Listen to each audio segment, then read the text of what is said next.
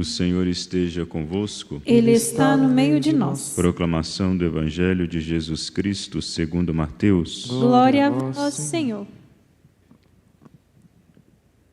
Enquanto Jesus estava falando, um chefe aproximou-se, inclinou-se profundamente diante dele e disse: Minha filha acaba de morrer, mas vem, impõe tua mão sobre ela e ela viverá.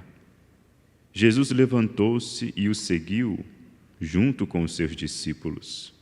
Nisto, uma mulher que sofria de hemorragia há 12 anos, veio por trás dele e tocou a barra do seu manto. Ela pensava consigo: se eu conseguir ao menos tocar no manto dele, ficarei curada.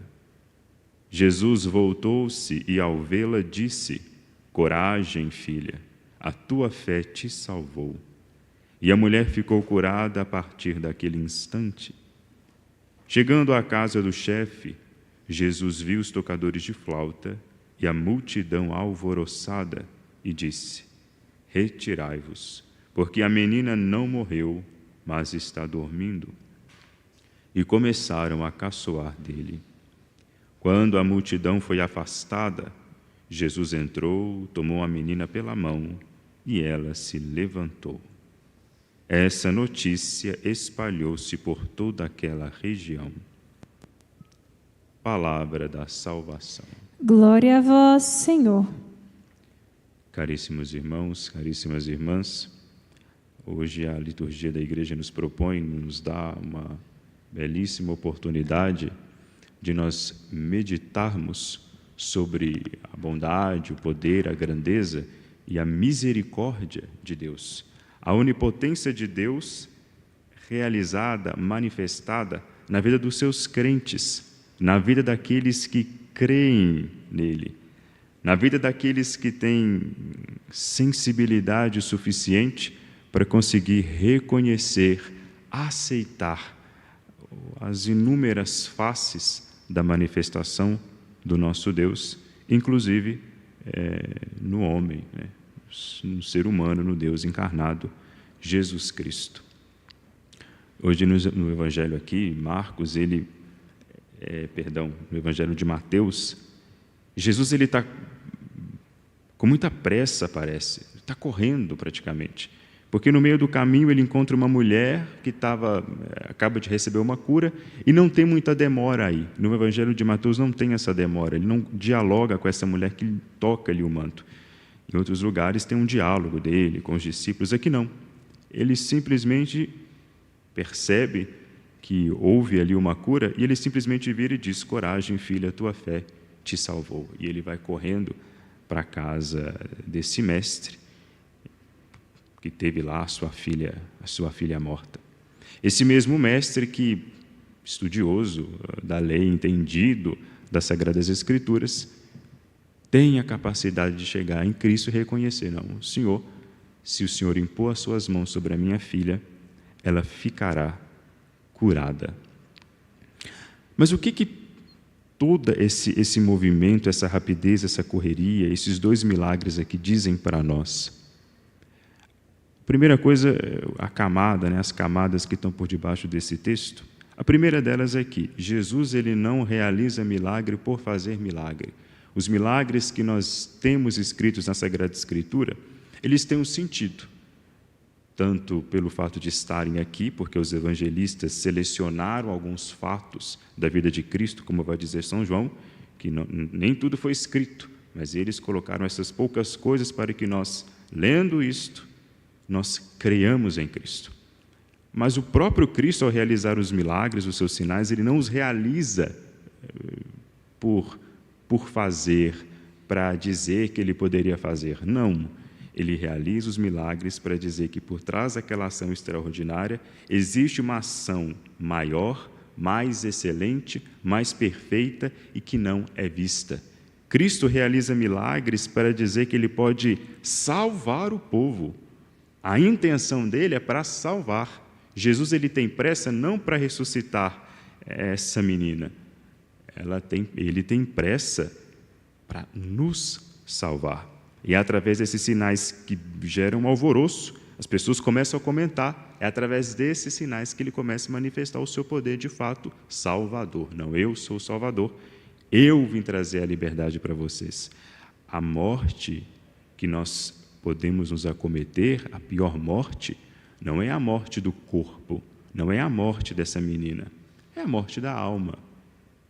Cristo, ao realizar a cura, a ressurreição dessa menina, deixá-la, reanimá-la, devolver a ela o sopro da vida, ele quer chamar a atenção para esse fato. Não é dessa morte que eu quero libertá-los, mas eu quero libertá-los da morte eterna.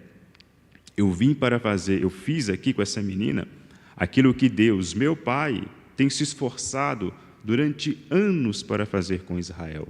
Israel, várias e várias e várias vezes, se demonstrou como um cadáver morto. Israel, a partir do momento que ele, quando numa situação mais tranquila, vira as costas para Deus e abraça os ídolos, Israel morre.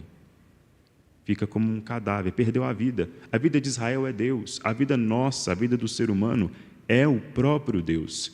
Quando nós viramos as costas para Ele, quando nós viramos as costas para esse que sustenta a nossa existência, nós morremos. Quando nós viramos as costas para esse que é o chão da nossa vida, a gente cai. E, nesse sentido, a primeira leitura, o profeta Oséias, fazendo aqui uma profecia, né? Eis que vou seduzir, levando à solidão, onde lhe falarei ao coração, e ela aí responderá ao compromisso como nos dias de sua juventude.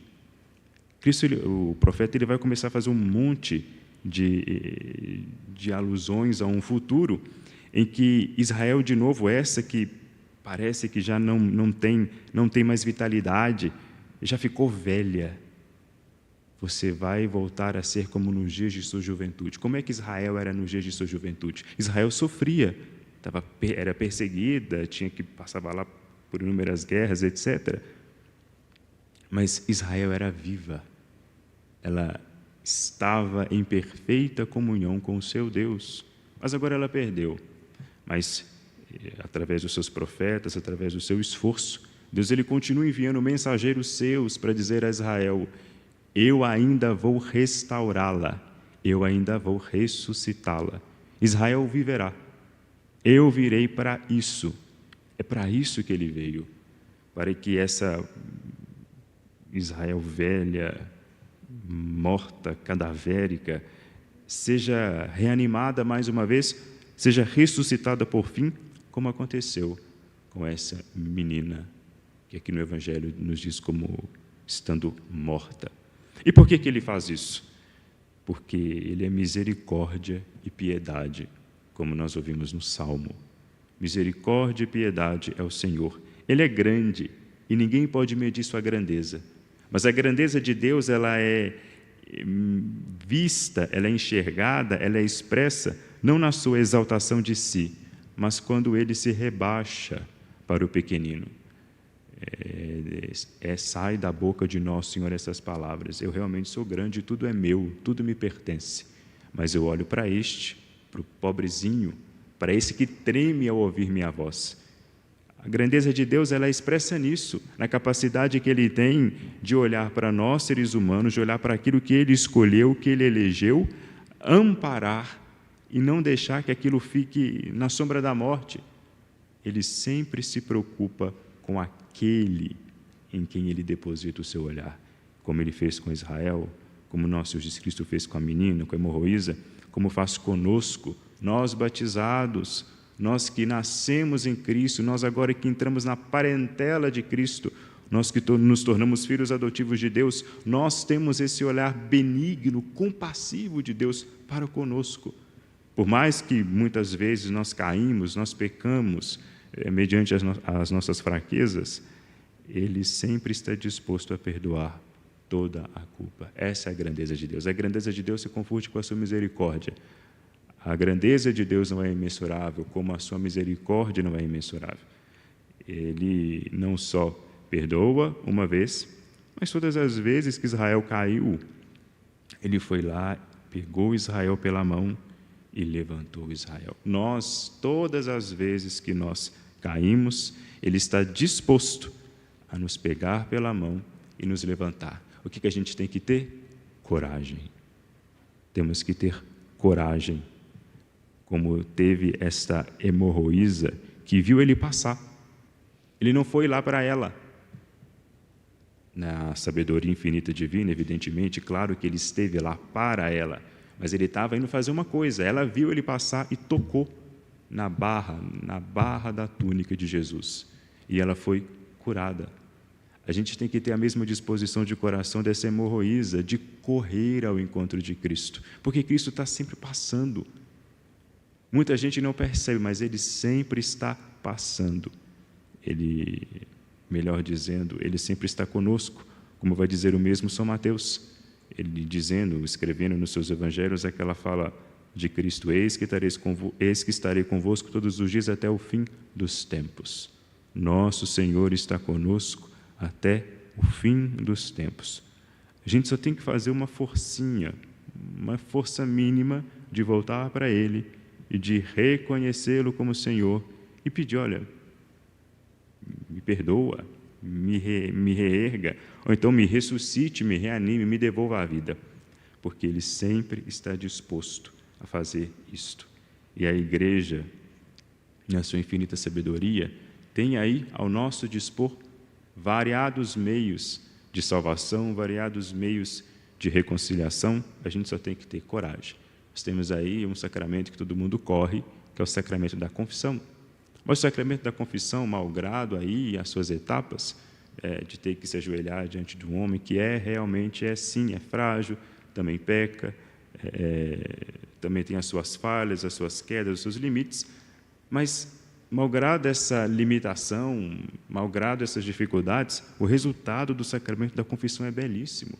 Ter a sua vida restituída, renovada. Você que estava morto, preso ao pecado, você está liberto, vivo, reanimado de novo, pronto para recomeçar a caminhar no caminho da salvação, pronto para, de novo, começar no caminho da justiça. Um esforço, um sacrifício mínimo, que é chegar lá no pé de um padre e dizer para ele: olha, padre, eu fiz isso, aquilo, humilhando a si mesmo, reconhecendo aquilo que fez. E aproveitar dessa providência, essa disposição da misericórdia de Deus a nosso favor. Um ato simples, que não custa dinheiro, não custa suor. É só chegar lá no pé do padre e dizer: eu fiz isso e aquilo, que aí ele nos concede a absolvição. Nunca nos esquecemos. Guardemos isso da liturgia da palavra de hoje. Deus é grande, a sua misericórdia grandiosa se confunde, a sua misericórdia grandiosa está toda ao nosso dispor, está tudo a nosso favor. Deus, ele está disposto a nos perdoar, a nos reerguer. Deus, ele tem pressa para nos salvar. Ele tem pressa, é desejo dele que nós tenhamos a vida. Glória ao Pai, ao Filho e ao Espírito Santo,